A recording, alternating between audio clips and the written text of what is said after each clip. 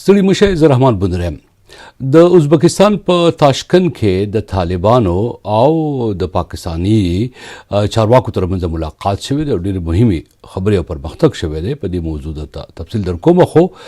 تېر ورځ په پاکستان کې د بلوچستان صوبې په یو جلسه کې د جمعیت العلماء اسلام ګوند مشر مولانا فضل الرحمن د پاکستان د پوز مشرانو ته آخر کنځل وکړل. د پوز یې راغی او د پاکستان تګلارو ته یې وویل چې داسې دومره سوري مو پرتوګ کې شوي دي چې ما له جړا راځي. راځئ چې د مولانا فضل الرحمن دا خبرې واورو. دی څه وایي؟ په افغانستان کې د دهشتګردو مراکز دي. موږ په افغانستان کې ځکه حملې کوو چې هلته د دهشتګردو مراکز دي. نو دهشتګرد خو په بنو کې له تانه تاڼې ونیولې، تانه فوجي مراکز ونیولل، پړدوک د سوړې سوړې راوړ. چهره سوړه دې ګڼم جړا راځي نه. په دې به لږ نور باس کوم تفصیلي. خو د بشکیک د مخ کې هم د پاکستانی چارواکو لخوا د چین د اورمچي د مذاکراتو پلاوي مشري چې کوم چینایي کوي هغه کابل ته تللو. د پاکستان ځینې پیغامونه وړي. تازه پیغام چې د پاکستان کوم غوښتنه کړې ده هغه ډېره عجیبه ده او هغه طاهر خان صاحب چې په اسلام آباد کې وتلی خبریال دی د افغانستان انټرنیشنل سره خبرې کولې نو هغه غوښتنې داسې وویله. T P ترهګر یادوي هغې ته به فتنة الخوارج وایي، فتنة الهندوستان به ورته وایي چې د هغې نه افغان طالبانو انکار کړی دی. یعنی پاکستان غواړي څه؟ اوس طالبان ته وایي چې د دوی لپاره طالبانو ته ټي ټي پي ته فتنه الخوارج او فتنه الهندوستان ووایه. معنی طالبانو ته وایي چې تاسو د هندوستان سره زموږ لپاره جګړه شروع کړئ.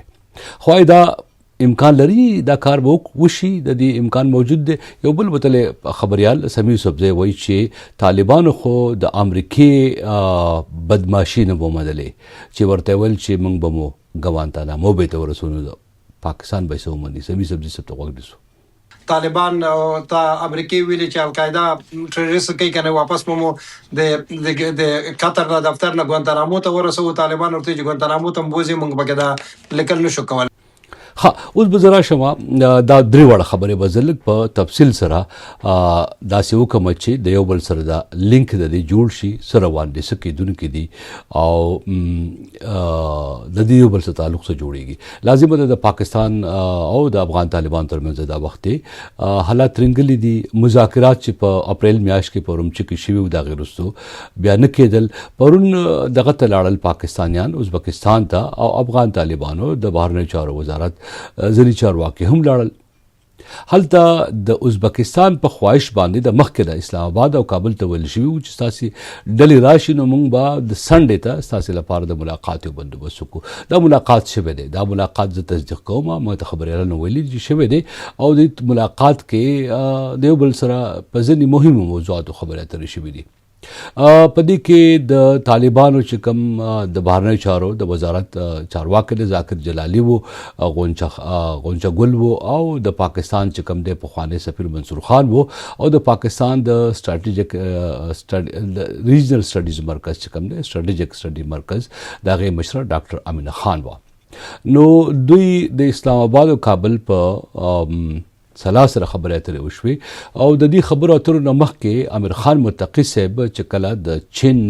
سفیر کابل ته تللی وو نو پاکستان پیغامونه وړي وو نو هغه په خبرو کې څه نرمي ښوولې وه او هغه دا و چې دوی غواړي چې په افغانستان کې دننه د شر فساد لپاره د افغانستان خاوره ونه کارول شي او په دې باندې د ژوند دي. بیا په پاکستاني ځینې رسنیو دا خبرونه هم چاپ کړل چې هیبت الله اخندزاده صاحب ټي ټي پي ته ویلي چې تاسې په افغانستان کې د چا خلاف د افغانستان خاوره مه استعمالوئ. نو د هغې وروستو بیا د پاکستان د بهرنیو د دفاع وزیر وویل چې موږ د دې په خبرو تر هغې پورې باور نشو کولی تر څو پورې دوی عملي ګامونه نه اخیستي. نو کله چې پاکستانیانو ته د امیر خان متقي صاحب په خبره کې نرمي ولیدل شوه نو بیا یو بل پیغام یې ورولېږه او دا پیغام چې و څنګه چې په شروع کې تاسو ته مو وویل اوس به په موږ لږ بحث وکړو چې طاهر خان صاحب چې ما ته کومې خبرې وکړې زه خو په خپله هم لږ حیرانه شوم او د حیرانتیا علت دا و چې پاکستانیانو چې پخوا څه غوښتل هغه خو دا و چې طالبانو ته ووایي چې د پاکستان خلاف حملې نه کوي او د دې سیمې نه د بلې سیمې ته لاړ شي. په دې موضوع باندې نورو سیمو ته تګ دا موضوع چې دا ډېره مهمه ده. په دې زه نور معلومات هم لرم چې د طالبانو د دفاع د چارو وزیر ملا یعقوب مجاهد کله ماسکو ته تللی نو هلته هم په دې موضوع ځینې خبرې شوي دي، خو په هغې به په راتلونکو ورځو کې ځینې خبریالان تاسو ته معلومات درکړي او زه به هم معلومات درکوم. په هغې باندې موږ کار کوو څرنګه چې په اوکراین کې د نړۍ نه د ډلې تللی دي، ټوپکمارې ډلې تللی دي او هغه د اوکراین لپاره د پیسو په خاطر د روس خلاف جنګېږي. دغه شان په روس کې هم اوس دا سوچ موجود دی چې داسې ډلې باید وي چې د هغه لپاره وجنګېږي. خو بهرحال په هغې به وروسته بحث وکړو بیا په بل پروګرام کې. نو دا چې خبرې اترې چې کله وشوې د امیر خان متقي صاحب له لوري، نو طاهر خان صاحب راته ویل چې پاکستان به یو بل فرمایش وکړو. هغه دا چې آصف منیر چې کومه فتوا ویلې وه د طالبانو خلاف، یعنی چې دا خلک فتنه الخوارج دی، ونیسئ ویې وجدئ، لاسونه خپې ورله مات کوئ، سرونه ورله غوڅ کوئ، ویې غورځوئ او دا فتنه الخوارج دی. وایي چې اوس پاکستان طالبانو ته وایي چې نه یوازې دا چې تاسو په دې څه چې توافقنامه موږ کوو په دې کې به دې ته دهشتګرد ډله وایي، بلکې دې ته فتنه الخوارج او فتنه الهندوستان هم وایي. نو د دې امکان آیا موجود دی؟ زما په اندخونه طاهر خان صاحب هم وایي چې زما خیال دا نامناسب ده.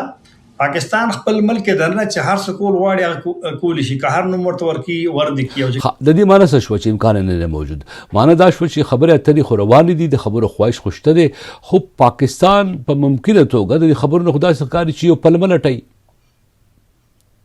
او پلمه چې کم لټوي نو پای کې لازمه ده چې د روغ امکان ډېر کم لیدل کېږي. بیا ما په پروګرام کې د سمیع صبري صاحب ته تپوس وکړو چې طالبانو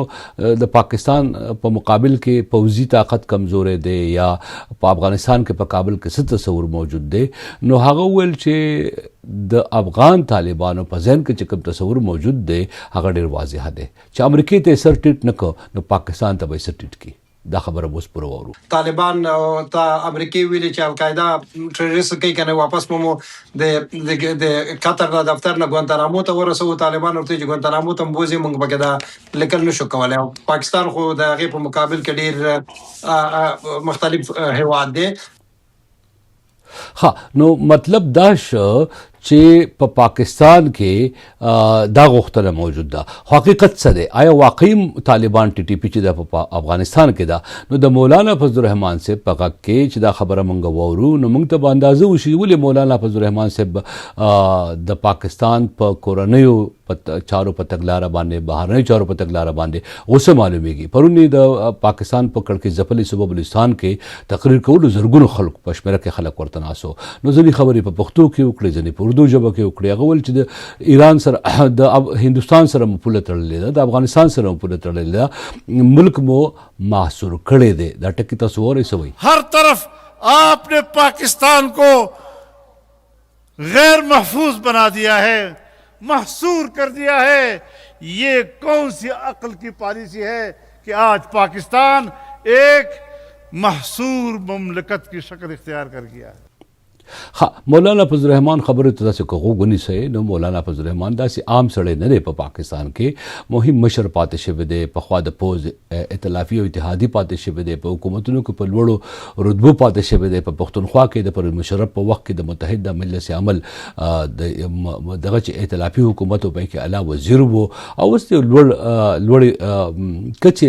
مذهبي مشر ګڼل کېږي او په پاکستان نه علاوه په افغانستان کې ورته هم د قدر په سترګه کتل کېږي. نو هغه وایي چې پاکستان دا وخت محصور شوی دی، یعنې تړل شوی دی او دا د پاکستان د تګلارې څوک جوړوي وایي چې دا څوک دي، دومره سوري او سوړې مو جوړې کړې په دې تګلاره کې چې وایي دا پرتوک چې مو دی دونه سوری شوی دی چې دی ورته اوس جاړي چې کم کم سورې درله وګنډي. نو حقیقت دا دی چې پاکستان په نړیوال ډګر باندې د ایران او د امریکا ترمنځ په خبرو اترو کې شاید یو نګنامي ګټلې وي، خو پاکستان کې دننه د عمران خان ګوند او د عمران خان خلک چې دی هغه د پوځ نه خفه دی، په اوسنۍ تګلارو خفه دی. په پښتونخوا کې ملتپال ګوندونه، پښتون تحفظ مومنټ، بلوچ بیلتون پښتونخوا کې چې دی خپه دي ناراضه دي تاسو ګورئ چې د متحده مجلس عمل پخوانی مشر دا خبره تاسو اورئ د محمود خان اسقزي صاحب خبره کې تاسو اورئ نو په کور دننه په پاکستان کې ولسونه چې دي په د لکونو په شمېره کې په زیاتره سیاسي ګوندونه چې دي هغه د اوسنۍ تګدارانو نه خوښه دي د افغانستان کې د طالبانو خلاف جګړه چې ده د شک په نظر ګوري ورته وایي چې دهشتګرد خو په پاکستان کې دننه ناست دي یعنی د ټولو خبرو کې تاسو باورېدلې بیا زه نه تکراروم نو تاسو کول څه غواړئ نو په داسې حالاتو کې آخري خبره به دا وکړم چې ډېر څېړونکي دا ګمان کوي دا شک کوي چې دا جنگ پاکستان د چا په لمسه باندې کوي او دا د شاید د ټي ټي پي خلاف جګړه نه ده دا شاید د امریکا جګړه ده د چین خلاف شاید دا د روس جګړه ده د امریکا خلاف شاید دا د پاکستان جګړه ده د هندوستان خلاف او دا جګړه توده ساتل چې دی په دې سیمه کې نوي جغرافیایي سرحدونه چې دي د هغې لپاره کوششونه روان دي نوي پلمې لټول کېږي ځینې خبرې په اشارو کې کوم هغې ته واضح اشاره زه به دې وخت کې نشم کولی تر څو پورې ما ثبوت نه ترلاسه کړی البته پاکستان دا وایي چې پاکستانیان پوځیان وژل کېږي د پاکستان د افغانستان خاوره د پاکستان خلاف استعمالیږي 13 میاشت چې کومه ده په دې کې کوم رپورټ چې راغلی نو په دې کې 128 حملې هلته وجې شوي دي په دې کې 6 ځانمرګي بریدونه شوي دي 8 نه زیات پکې امنیتي سرتیري وژل شوي دي یو اویا پکې عام خلک وژل شوي دي بلوچستان او پښتونخوا کې د حملې شوي دي دا حملې یا بریدونه چې دي د پاکستان په نورو برخو کې نه دي شوي یعنی په پنجاب صوبه کې نه دي شوي په سند صوبه کې نه دي شوي ګلګت بلتستان کې انتخابات روان دي هلته کې نواز شریف تقریر وکړ هلته بلاول بټو زرداري تقریر وکړ د استرالیا لوبډله چې دغه په پاکستان کې د درې لوبې وکړې دي نه مخکې او پاکستان کې په لاهور کې او په کراچۍ کې د پاکستان سپر لیګ په نوم باندې کرکټ میله وشوه PSL ورته وایي دغه شانتې په پنجاب کې چې کوم دي ډېر لوی لوړ بلډینګونه جوړ شو د نواز شریف IT سټي په نوم باندې د انفارمیشن ټیکنالوژي غړ مرکزونه جوړ شو د پاکستان نیمه آبادي چې کوم دا 49% آبادي هغه پنجاب کې ده نو په نور پاکستان کې د ولسونو خیال دا دی چې په دې هیواد کې نور ولسونه په ځانګړې توګه بلوڅ او پښتانه چې دي هغه د پوځي تګلارو د لاسه د چیلنج سره مخ دي البته د پاکستان پوځ په بلوڅانو خوا ډېر ښکاره تنقید کوي چې د هندوستان په لمسه باندې د پاکستان خلاف سازش کوي او دوی به دې ته کله هم سر ټیټ نه کړي بلکې په یو تقریر کې خو دا هم ویلي چې ستاسې خلاف خو موږ د یو تاڼېدار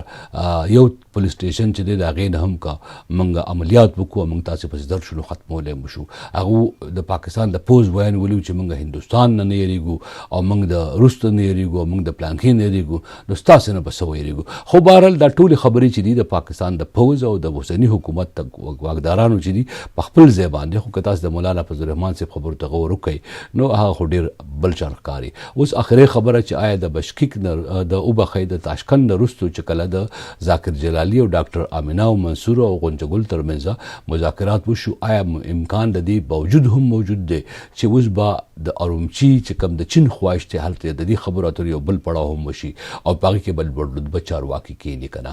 دې ته به انتظار کوو کله چې موږ ووینو په ظاهره باندې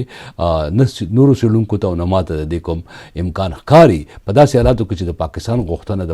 افغان طالبان نه چې ده هغه ډېره زیاته عجیبه غوښتنه ده په داسې کې امکان نه ښکاري خو بیا هم په سیاست کې هره خبره چې دا اخري نشي کېدی ممکنه توګه دا خبرې دا غوښتنې دا ډیمانډونه چې دي پاکستان د دې نه په شا شي